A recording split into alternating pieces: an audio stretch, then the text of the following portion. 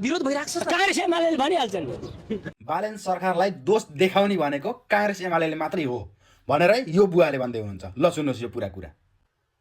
जनताले होइन भनेको जनताले भोट दिएर दुईटै ल्याएर कस्तो कुरा गर्नु तपाईँले दुईटै कसले अमेरिकाको मान्छेले हाले जापानले हाले आफू विदेशी दलाल थाहा छैन अर्काले विदेशी दलाल भन्ने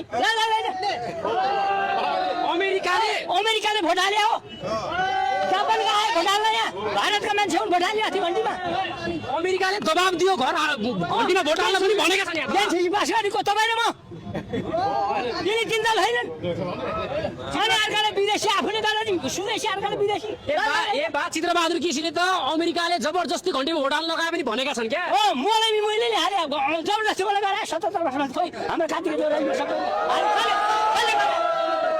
एकदम 100% वास्तविक कुरा गर्नुभएको छ यो बुवाले चाहिँ है। चित्त बुझ्नेलाई बुझ्छ, नबुझ्नेलाई बुझ्दैन, पच्नेलाई पच्छ, नपच्नेलाई पच्दैन। त्यो अब आफ्नो आफ्नो ठाउँमा छ, आफ्नो आफ्नो तरिकाले सोच्ने हो। धन्यवाद।